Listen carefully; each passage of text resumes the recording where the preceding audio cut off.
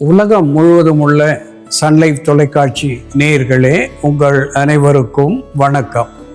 இது நாட்டு மருத்துவம், நலம் தரும் மருத்துவம், எல்லோருக்கும் ஏற்ற பக்க விளைவுகள் இல்லாத பாதுகாப்பான பண செலவுகள் இல்லாத மருத்துவம். எளிய மருந்துகளை இந்த நிகழ்ச்சியிலே நாம் ஒவ்வொன்றாக பார்த்து பழகி பயன்பெற்று வருகின்றோம். இன்று சில மருத்துவ குறிப்புகளை நாம் தெரிந்து கொள்வோம். கேப்சிகம் ஆனம் என்று ஆங்கிலத்திலே தாவர பெயராலே சுட்டப்பெறுவது மிளகாய் என்று தமிழிலே நாம் சொல்லுகின்றோம். இந்த மிளகாய் செடியினுடைய இலைகள் கூட நல்ல மருத்துவ குணத்தை பெற்றிருக்கின்றன. குறிப்பாக கேப்சசின் என்ற வேதிப்பொருளை இந்த இலைகள் உள்ளடக்கியதாக விளங்குகிறது. ஒரு பிடி மிளகாய் இலை எடுத்து அதனோடு சிறிது சீரகமும் மிளகு சிறிதும் சேர்த்து சுவைக்காக உப்பு சேர்த்து ஒரு தீநீராக நாம் அன்றாடம் பருகி வருகின்ற பொழுது இந்த ஆர்த்ரிட்டிஸ் என்று சொல்லக்கூடிய மூட்டுகளிலே ஏற்படுகின்ற வலி, அது ரொமட்டாய்டு ஆர்த்ரிட்டிஸ் என்று சொன்னாலும் சரி, ஆஸ்டியோ ஆர்த்ரிட்டிஸ் என்று சொன்னாலும் சரி, கவுட் என்று சொல்லுகின்ற நரித்தலை வாதமாக இருந்தாலும் சரி, அந்த வீக்கத்தை வற்றச் செய்யும் தன்மையுடையதாக ஆன்டி இன்ஃப்ளமேட்டரி அனால்ஜெசிக் என்கின்ற வகையிலே வலியையும் குறைக்க செய்யக்கூடிய ஒன்றாக இந்த மிளகாய் தீநீர் நமக்கு விளங்குகிறது. இந்த மிளகாய் இலையை சாதாரணமாக நமக்கு கிடைக்கக்கூடிய ஒன்று என்பதனாலே மறவாமல் மூட்டு வலிகள் என்று வருகின்ற பொழுது, குளிர் காய்ச்சல் என்று வருகின்ற பொழுது, உடல் வலி என்று தெரிகின்ற நிலையிலே நாம் இதை தாராளமாக பயன்படுத்துவதிலே எந்த பக்க விளைவுகளும் வாராது என்று சுட்டிக்காட்ட விரும்புகின்றேன். அன்பான நேயர்களே, நவீன காலத்திலே ஆல்கஹால் என்று சொல்லக்கூடிய மது பழக்கம் மிகுதியாக நாம் பார்க்கின்றோம். நாளடைவிலே இந்த மது பழக்கம் என்பது கல்லீரலை பாதிக்கக்கூடிய ஒன்றாக விளங்குகிறது. இந்த ஃபேட்டி லிவர் என்றோ, லிவர் சிரோசிஸ் என்றோ, சிஸ்டிட்டிஸ் என்று சொல்லக்கூடிய வகையிலேயோ ஏதேனும் ஒரு நிலையிலே இந்த மது பாதிக்கிறது. அது மட்டுமல்லாமல் சர்க்கரை நோயை அதிகப்படுத்தக்கூடிய ஒன்றாகவும் மது விளங்குகிறது. இந்த மது உண்டு, அதனாலே கல்லீரல் மண்ணீரல் பாதிக்கப்பட்டவர்களுக்கு டேட்ஸ் என்று சொல்லுகின்ற பேரீச்சை ஒரு அற்புதமான மருந்தாகி பயன் தருகிறது. அன்றாடம் இரவு நேரத்திலே 5-6 பேரீச்சை பழங்களை நீரில் இட்டு ஊற வைத்து காலையிலே அதனுடைய விதைகளை நீக்கிவிட்டு பழத்தையும் அது ஊறிய நீரையும் அன்றாடம் காலை வெறும் வயிற்றிலே பருகி வருகின்ற நிலையிலே இந்த மதுவினாலே ஏற்பட்ட கல்லீரல் மண்ணீரல் வீக்கம் என்பது நாளடைவிலே வற்றி போகும். அதோடு கூட மதுவின் மேல் இருக்கின்ற ஆசை, அடிக்ஷன் என்று ஆங்கிலத்திலே சொல்லுவார்கள், நம்மை மீறி நம்மை மதுவுக்கு அடிமையாக்குகின்ற ஒரு நிலை, அப்படிப்பட்ட நிலையிலே இருந்து மதுவை மறப்பதற்கும் இந்த பேரீச்சை நீர் விளங்கும் என்பதை சுட்டிக்காட்ட விரும்புகின்றேன்.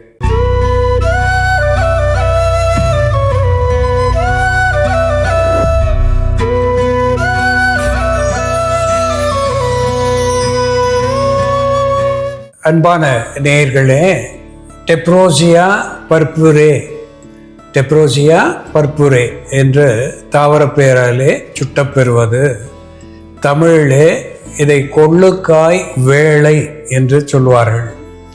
நல்வேளை, அதை போல இது நாய் வேளை என்று சொல்லுகின்றது போல கொள்ளுக்காய் வேளை.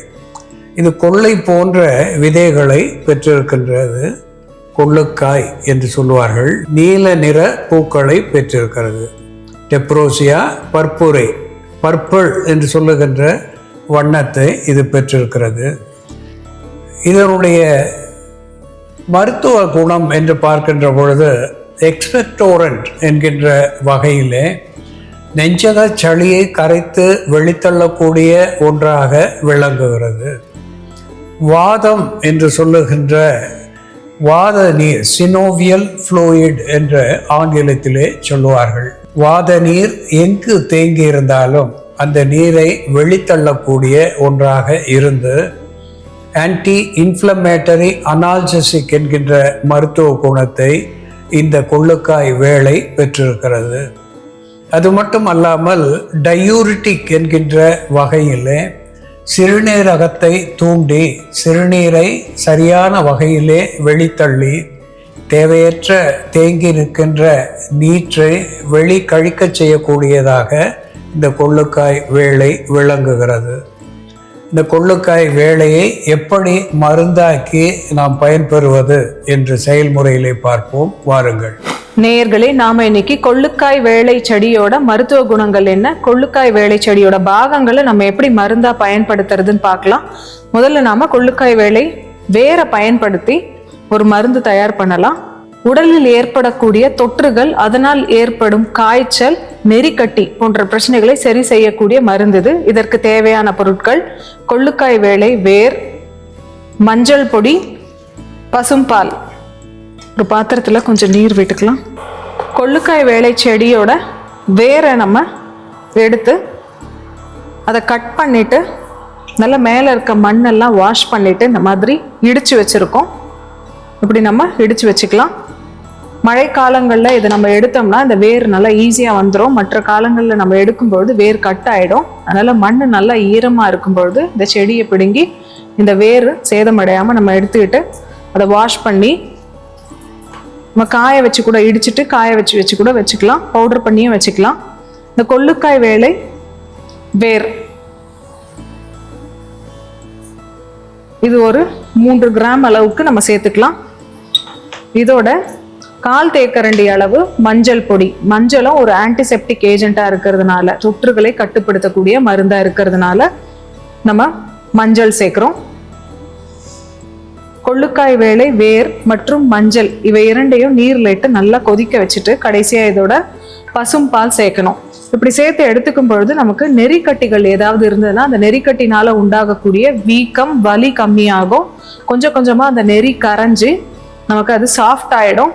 அதுக்கப்புறம் வலி இருக்காது. நெறிக்கு காரணமான தொற்றை கட்டுப்படுத்தக்கூடிய ஒரு மருந்தாகவும் இது செயல்படும். கொள்ளுக்காய் வேலை செடியோட வேரை நம்ம கல்லீரல் வீக்கம், மண்ணீரல் வீக்கம், ஆண்களுக்கு ஏற்படக்கூடிய விதைப்பை வீக்கம் இதற்கும் மருந்தா பயன்படுத்தலாம்.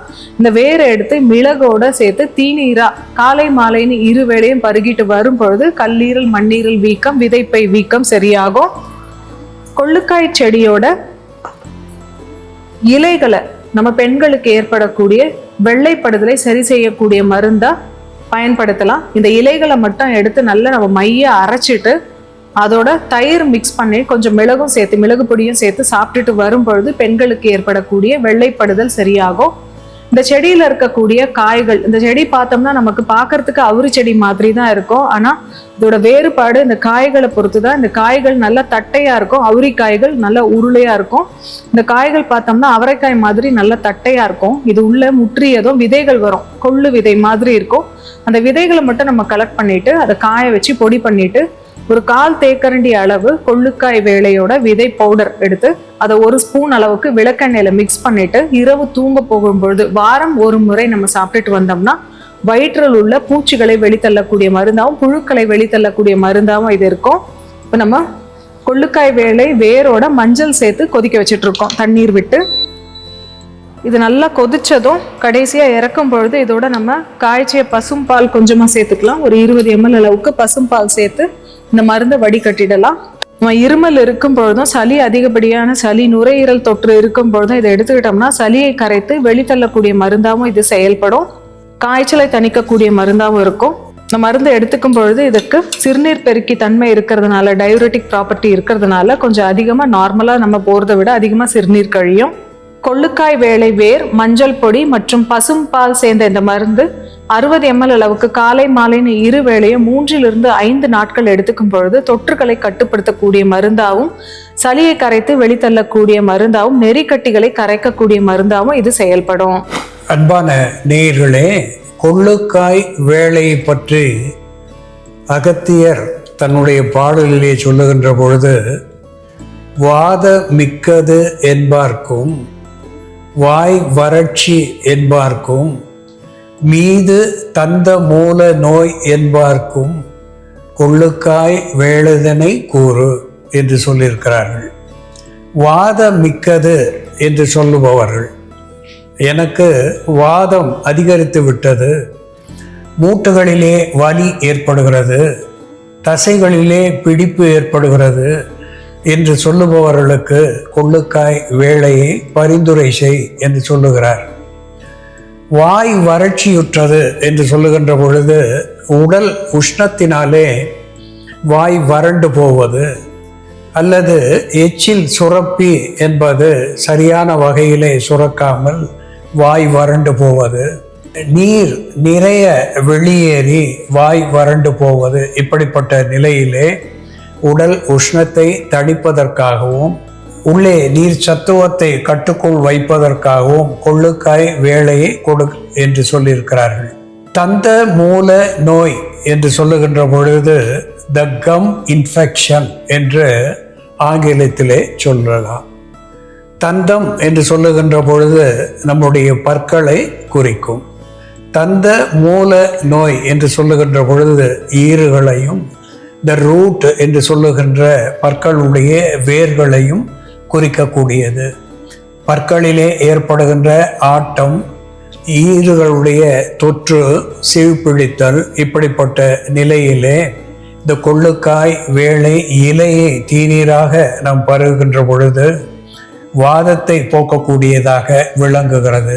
உடல் வறட்சியை, குறிப்பாக வறட்சியை போக்கக்கூடியதாக விளங்குகிறது. கிருமிகளினுடைய தாக்கத்திலே இருந்து நமக்கு விடுதலை தரக்கூடியதாக திகழ்கிறது. இது ஒரு anti bacterial, anti fungal, anti microbial என்கின்ற வகையிலே நமக்கு பணி செய்வதனாலே இந்த கொள்ளுக்காய் வேளையோடு பெப்பர் என்று சொல்லுகின்ற மிளகு ஒரு ஆன்டிடோட் என்கின்ற மருத்துவ குணத்தை பெற்றிருக்கிறது. ஆன்டி இன்ஃப்ளமேட்டரி, அனால்ஜெசிக் என்கின்ற பணியையும் இது செய்கிறது. இதனோடு குர்குமின், லாங்கா என்று சொல்லுகின்ற நாம் சமையலுக்கு பயன்படுத்துகின்ற மஞ்சள் ஒரு ஆன்டி ஆக்சிடென்ட் என்கின்ற வகையிலேயும், ஆன்டி இன்ஃப்ளமேட்டரி, அனால்ஜெசிக் என்கின்ற நிலையிலேயும், ஆன்டி வைரல் என்கின்ற வகையிலேயும் பயன் தருகிறது. இந்த கொள்ளுக்காய் வேளையோடு மிளகு, மஞ்சள் சேர்த்து இங்கே நாம் தீநீராக வைத்திருக்கின்றோம். இதை அன்றாடம் 2 வேளை பருகி வருகின்ற நிலையிலே வெள்ளை போக்கிலே இருந்து விடுதலை தருகிறது. உள் உறுப்புகளுடைய புண்களிலே இருந்து நமக்கு குணத்தை தரக்கூடியதாக திகழ்கிறது.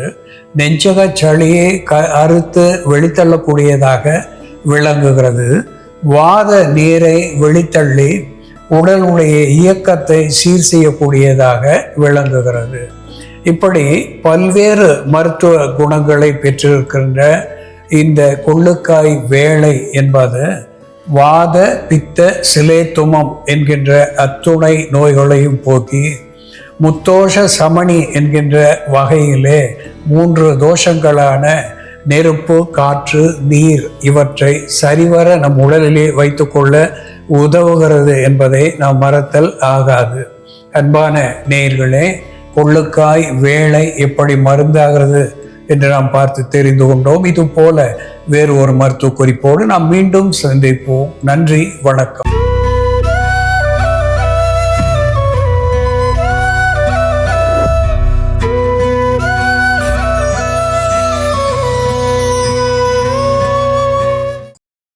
இன்னும் பல வீடியோக்களை காண சன் லைஃப் சேனலை சப்ஸ்கிரைப் பண்ணுங்க.